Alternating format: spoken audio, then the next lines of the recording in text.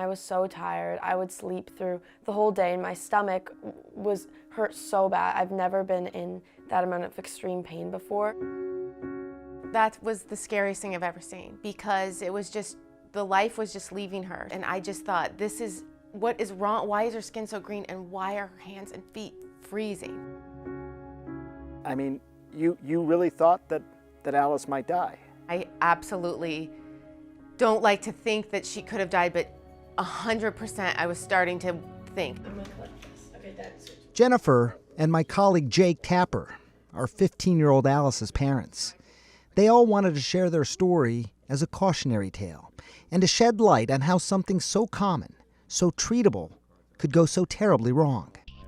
I started throwing up on a Saturday morning and I got really sick. I was just not getting better, so my parents took me to go into the hospital. Most likely diagnosis at the time, stomach pains, possible food poisoning, gastroenteritis. Data, evidence, and one more critical ingredient, judgment. It's what doctors use to try and make decisions. For example, pain in the right lower belly is considered one of the most common symptoms of appendicitis. And yet, less than half of all people with appendicitis have the classic pattern. Where were you experiencing the pain? I had pain all over my abdomen instead of just my right quadrant. The way that they ruled out appendicitis was by a jump test. I was asked to jump, and I was able to maybe get 1 inch off the ground, and just that ruled out appendicitis for all the doctors. And that's when they just declared it was a viral infection. But being aware of biases is very important. So Dr. Prashant Mahajan heads the Pediatric Emergency Medicine Department at the University of Michigan. He says misdiagnosis can occur in part because of diagnostic momentum. Every year, roughly 25,000 children develop appendicitis, and according to this study published in 2020 by Dr. Mahajan, roughly 5% of the time, that's 1,000 times a year, the story mirrors the story of what happened to Alice Tapper next. In fact, more than 3 excruciating days passed in the hospital without much more than pain relievers before the Tapper family was finally able to get some answers. But by then, Alice had worsened dramatically. The reason she had suffered such widespread pain was because her appendix had already ruptured, leading to severe infection and sepsis. An appendectomy is one of the most common pediatric operations performed.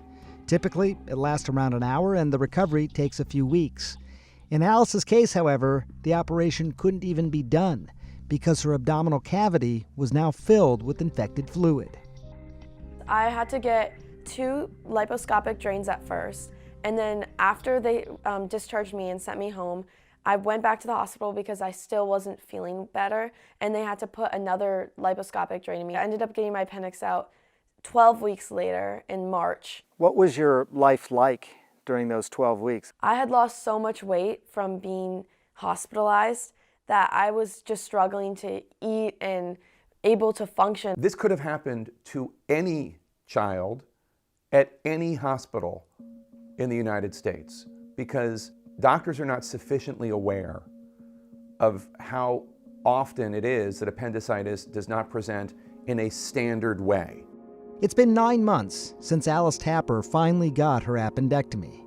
And after a particularly dark time, she is once again allowing herself to start dreaming about the future. But now, she has a new mission as well. I want to row in college and maybe study zoology.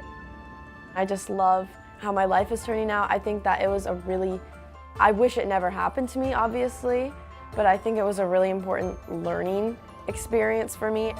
I want other kids to know that they need to advocate for themselves.